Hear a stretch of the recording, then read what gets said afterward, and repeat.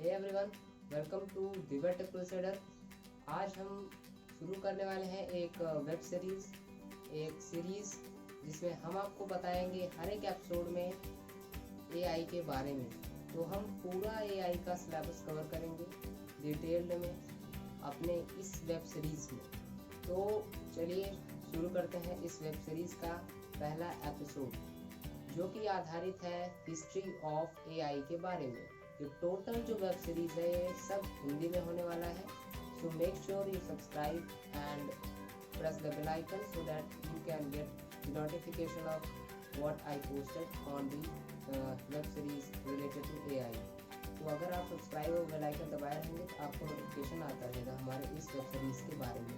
तो अब बात करेंगे हम हिस्ट्री ऑफ एआई के बारे में। तो ये जो हिस्ट्री ऑफ एआई है ये क्लासिकल एरा से शुरू होता है, जब ग्रीक माइथोलॉजी में एक टेलॉस नाम का जायंट एनिमेटेड ब्रॉन्ज वॉरियर था जो कि हेफाइस्टस ने बनाया था। और ये जो टेलॉस था इसको प्रोग्राम्ड किया गया था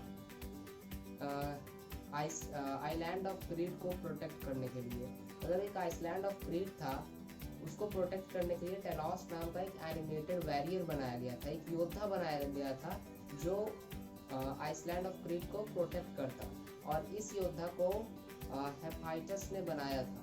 ये तो एक ग्रीक माइथोलॉजी है, बाकी ये प्रूवन नहीं है ये हुआ कि नहीं, लेकिन आइडिया क्लासिकल एरा से ही था। तो अब हम बात करेंगे सेकंड 1950 का। ये जो टाइम था, इस दौरान एलन ट्यूरिंग नामक एक साइंटिस्ट थे जिन्होंने एक ट्यूरिंग टेस्ट पब्लिश किया। उस टेस्ट में ऐसा कन्वर्सेशन होता था जो कि एकदम मैच होता था किससे, ह्यूमन कम्युनिकेशन से।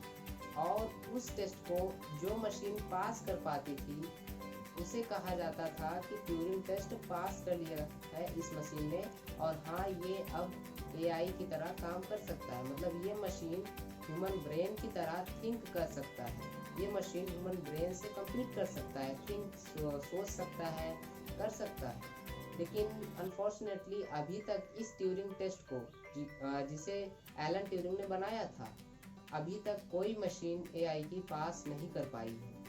तो ये जो 1950 का दौर था ये बहुत ही सीरियस था जिस समय ट्यूरिंग टेस्ट बना था। फिर उसके बाद अब दूसरी डेट की ओर चलेंगे हम 1951 की ओर। ये जो 1951 का दौर था ये गेम एआई के नाम से जाना गया।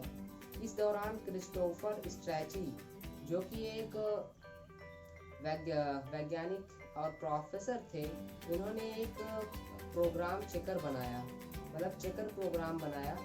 और इस चेकर प्रोग्राम से आगे चलकर डाइटरिंच फ्रिंज ने एक प्रोग्राम लिखा चेस के लिए।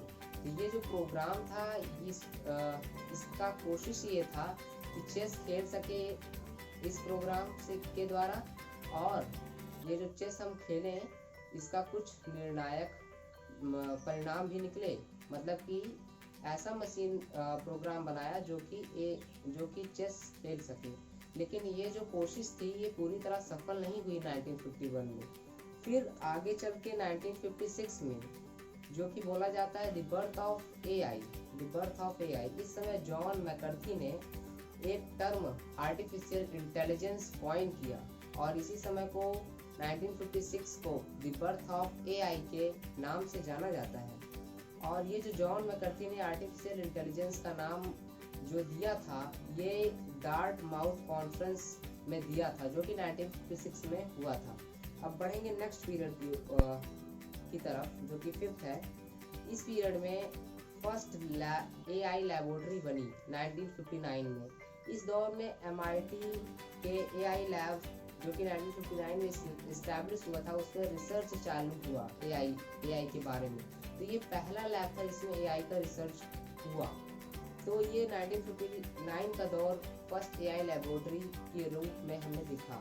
फिर इसके बाद बढ़ते हैं 6th दौर की तरफ, जो कि है 1960 का। इस दौर में जनरल मोटर्स रोबोट बना। इसमें क्या था, एक रोबोट बना जो कि जनरल मोटर असेंबली लाइन में मतलब बनाया गया।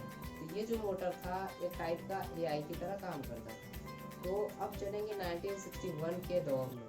इस समय फर्स्ट चैटबॉट बनाया गया। चैटबॉट मतलब जैसे सीरी है, गूगल का ये जो सर्च वाला फीचर है, ये तो उस समय एक फर्स्ट चैटबॉट बनाया गया जिसका नाम था एलिजा, ELIZA। तो इस एलिजा के ये जो एलिजा था ये फर्स्ट चैटबॉट था जो कि AI था, मतलब कि ह्यूमन कम्युनिकेशंस की तरह काम कर रहा था, जो कि NLP means natural language processing का काम कर रहा था। फिर उसके बाद बढ़ेंगे 1997 की तरफ। इस दौर में IBM डीप ब्लू टाइप का एक मशीन निकला। ये क्या था, एक क्वेश्चन आंसरिंग था IBM डीप ब्लू, मीनिंग कि ये जो IBM डीप ब्लू था ये वर्ल्ड चैंपियन गैरी कास्परोव को चेस के गेम में हरा दिया। मतलब ये जो IBM डीप ब्लू जो बना था 1997 में, इस मतलब ये ऐसा AI था प्रोग्राम जो कि पिछले दौर में जो नहीं बन पाया था अब सफल हुआ। इसके द्वारा IBM डीप ब्लू, और इन्होंने चैंपियन गैरी कास्परोव को चेस के गेम में हरा दिया। फिर उसके बाद बढ़ेंगे 9th पॉइंट की तरफ, जो कि 2005 का दौर था। इस दौर में डार्पा ग्रांड चैलेंज नाम का एक कॉम्पिटिशन था। तो इस समय एक रोबोटिक कार बनी थी AI के प्रोग्रामिंग के द्वारा, और ये जो रोबोटिक कार थी ये 2005 के डार्पा चैलेंज को जीत ली थी। ये दूसरी उपलब्धि थे AI का इन हिस्ट्री, अभी तक के हिस्ट्री में 2005 में ये दूसरा ऐसा दौर था जिसमें AI को दूसरी उपलब्धि मिली चेस गेम के अलावा।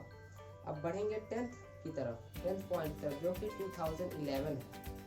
इस दौर में IBM वॉटसन नामक एक क्वेश्चन आंसरिंग मशीन बनाई गई, और ये जो क्वेश्चन आंसरिंग सिस्टम था उसका नाम था वॉटसन। और ये जो वॉटसन था, इन्होंने मतलब ये जो वॉटसन प्रोग्राम था इसने जियोपार्डी चैंपियंस को हरा दिया। सो ये था हिस्ट्री ऑफ AI। सो आज के एपिसोड में बस इतना ही। बने रहिए हमारे चैनल पे, हम आपको इस पूरे वेब सीरीज में AI के बारे में बताएंगे। Thank you for watching the video.